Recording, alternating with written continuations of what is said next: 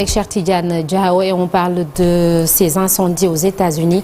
Le bilan passe à 24 morts. Et le bilan des incendies qui ravagent les environs de Los Angeles continue de grimper. Donc ce dimanche, les autorités américaines indiquent qu'il est monté à 24 morts. Le service de médecine légale du comté de Los Angeles a publié une liste des victimes selon laquelle 8 sont morts en raison du feu de Pacific Palisades et 16 en raison du foyer d'Eaton.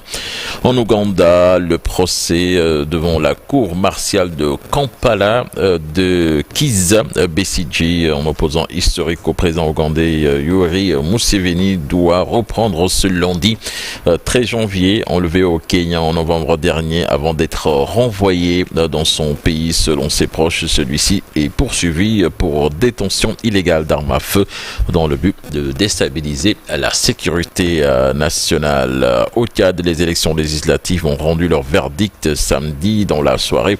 Les résultats encore provisoires donnent environ 2/3 des sièges au mouvement patriotique du salut au pouvoir depuis plus de 30 ans et principal soutien du président Mahamat Idriss Déby, qui devrait donc avoir la majorité absolue dans la nouvelle Assemblée nationale. Une satisfaction pour la direction du parti, une mascarade pour le parti arrivé deuxième, le Rassemblement national des démocrates tchadiens. Près de 340 000 électeurs comoriens étaient appelés aux urnes ce dimanche également pour le premier tour des élections législatives. Il s'agit de renouveler le Parlement de l'archipel qui compte 33 sièges.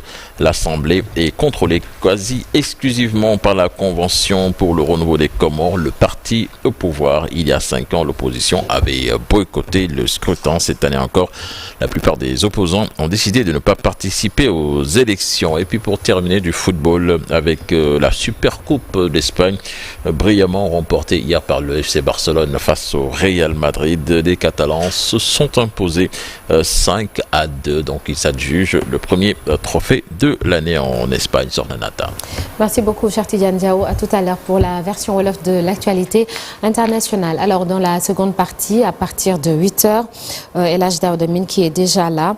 Alors pour la chronique du jour, mariage précoce et mariage forcé, l'inefficacité des lois en question. Ce sera tout à l'heure. Et puis notre invité ce lundi matin, Babacar Samben, directeur général de l'ARM, l'agence de régulation des marchés.